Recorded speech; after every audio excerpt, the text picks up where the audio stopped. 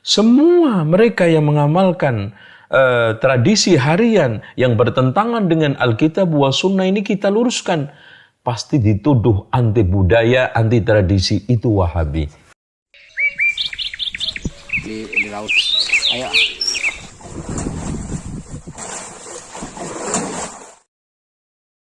Hasilnya disarankan kepada teman-teman ikhlas kepada Allah Subhanahu wa taala.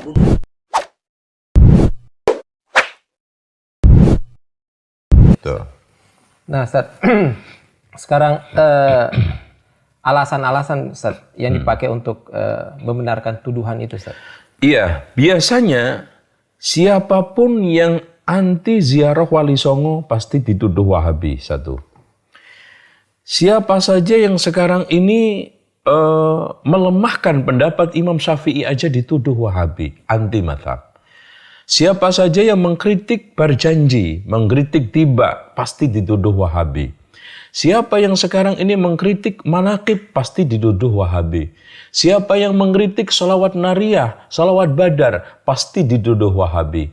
Siapa saja yang sekarang ini menyerang praktek-praktek mereka, ya, yang bid'ah menurut kacamata syariah, dari mulai Maulud Nabi, Isra Mi'raj, Nuzulul Quran, bahkan ruatan mitoni 7 bulanan, pasti dituduh Wahabi. Semua mereka yang mengamalkan tradisi harian yang bertentangan dengan Alkitab wa Sunnah ini kita luruskan.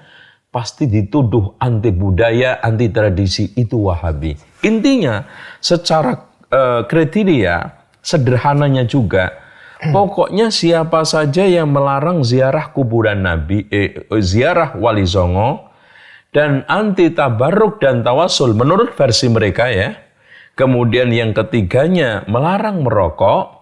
Kemudian yang keempatnya dia tidak mau tradisi dan budaya yang sudah memasyarakat ini, pasti ditembak Wahabi. Sederhana sekali. Iya. Iya, Ustaz. Ini ada poin lagi, Ustaz, ya. Iya. Pihak yang paling berkompeten untuk menggulirkan tuduhan Wahabi itu siapa? Pihak-pihak yang paling berkompeten. Iya. Yang paling berkompeten pertama, kelompok-kelompok tokoh-tokoh yang takut kehilangan tadi lapak-lapak kehidupan agamanya. Sehingga dia membuat suatu berita yang jungkir balik. Ya, Syekh Muhammad bin Abdul Wahab yang mendakwahkan tauhid diplesetkan menjadi suatu plesetan yang negatif. Mengembalikan orang kepada Alkitab wa Sunnah diplesetkan menjadi suatu plesetan negatif, keras, ya, radikal, ya, main kekerasan, macam-macam. Padahal mereka tidak paham bahwa Syekh Muhammad bin Abdul Wahab ketika saat dia melakukan amar ma'ruf dengan tangan, ketika itu didukung oleh amir, didukung oleh khalifah kalau zaman dahulunya, pemimpin. Dan pemimpin man ra'a minkum munkaran falyughayyir biyadihi, sah-sah saja. Tapi mereka tidak seperti itu. Yang keduanya, orang-orang tokoh-tokoh yang tidak paham siapa Syekh Muhammad bin Abdul Wahab itu. Kemudian dia ikut membio bahwa Wahabi begini, akhirnya disiar-siarkan di mimbar-mimbarnya. Nah, ini orang yang berbahaya juga ini. Nah, kelompok yang ketiga, ini kelompok orang-orang, tokoh-tokoh yang takut kehilangan kekuasaannya dan takut kehilangan redup pengaruh politiknya. Tiga inilah yang paling berperan, yang paling berpengaruh, yang paling memiliki tanggung jawab nanti di hadapan Allah atas isu Wahabi itu. Jadi tokoh khurafat yang menjungkir balikkan fakta siapa Syekh Muhammad dan dakwahnya. Yang keduanya tokoh yang tidak tahu siapa Syekh Muhammad bin Abdul Wahab. Cuman dia itu niru, membeo, mendapatkan info yang negatif. Nah, yang ketiga tokoh politikus dan mereka-mereka yang takut kehilangan pengaruh politiknya dan takut kehilangan kekuasaannya, minimal suara perolehan entah itu secara nasional maupun daerah berkurang. Inilah pihak-pihak yang berkepentingan. Kemudian dibakar, nah ini dikasih bensin bahan bakar oleh orang-orang barat. Itu. Dari kalangan orientalisme, imperialisme. Makanya Wahabi ini saya bisa katakan adalah anak haram hasil perselingkuhan 3 orang. Imperialisme, orientalisme dengan pihak-pihak darwis yang ada di kalangan Islam tadi. Ini selingkuh, hasilnya haram ini anaknya. Ya, imperialisme tahu pengaruhnya tadi. Orientalisme juga, ya. Kalau kita bisa baca di dalam kitab-kitabnya mereka yang lurus seperti Lothar Sudrak, bagaimana dia itu komentarnya terhadap Wahabi positif, Margoliouth juga positif, Renz juga positif. Nah, dari sinilah berarti ada yang menggoreng, gitu.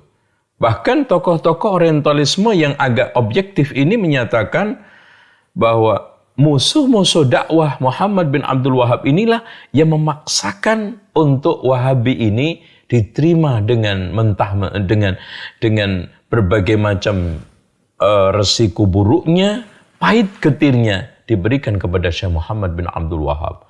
Padahal mereka tidak pernah. Sekarang pertanyaannya begini, sederhana. Apakah sekarang Syekh Muhammad pernah mengadakan muktamar untuk organisasi Wahabinya? Susunan pengurusnya? Kemudian Syekh pernah mengatakan di dalam kitabnya eksplisit dan implisit, saya Wahabi? Nggak pernah ada. Dan murid-muridnya juga. Dan mereka-mereka yang terpengaruh, nggak ada sama sekali. Jadi di sinilah suatu hal yang aneh. Kenapa mereka sangat memaksakan dan sangat dipaksakan itu simbol dan juga nama Wahabi, laqab sebutan Wahabi kepada Syekh Muhammad bin Abdul Wahab dan pengaruhnya, tujuannya tadi itu. Karena Wahabi ini sudah terstigma buruk dan sudah memiliki justice yang negatif, sehingga sangat bagus sekali, simple untuk menghantam lawan-lawan dakwah mereka.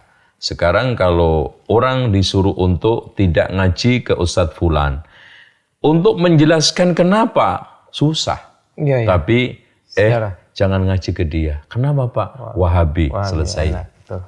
Simple banget. Simple, padat, singkat, mudah. Itu. Dan Ustadz, ini yang poin terakhir, Ustadz. Iya. Dan siapa pihak-pihak yang paling diuntungkan dengan isu Wahabi ini? Iya. Dari sukain poin-poin itu, Ustadz, tadi.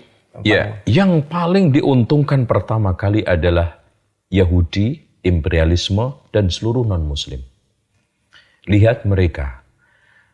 Pernahkah lisan mereka, tangan mereka mengganggu, menyakiti Yahudi dan Nasrani?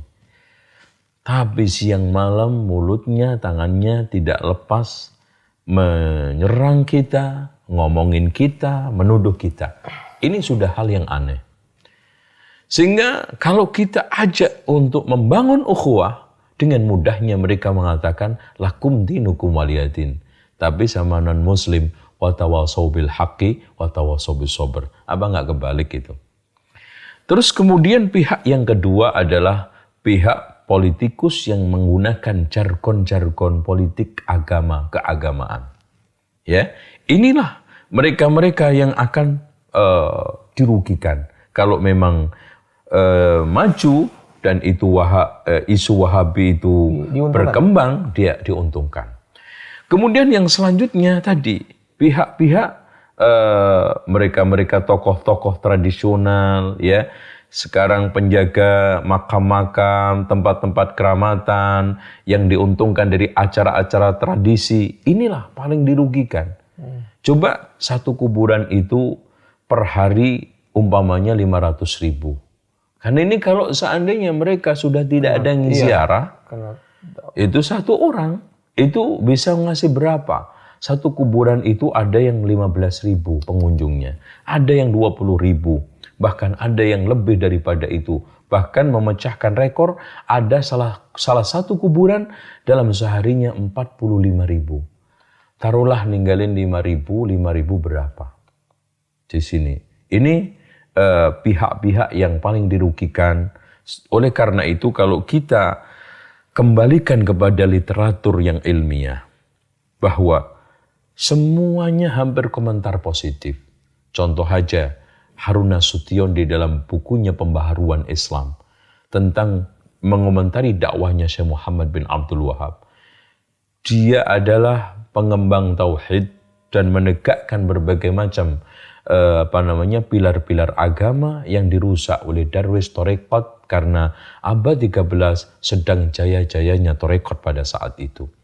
Begitu juga kalau kita melihat kitab Ensiklopedia Nur Khalis Majid. Di sana Wahabi adalah mengajak kembali kepada tauhid. Berarti yang memusuhi Wahabi adalah memusuhi tauhid. Kan gitu. Kemudian di dalam kitab lagi juga yang ditulis oleh orang-orang barat.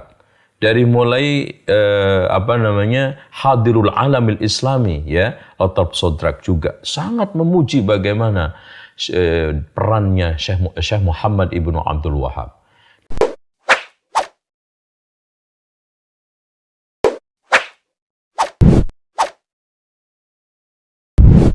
Alhamdulillahi Rabbil Alamin.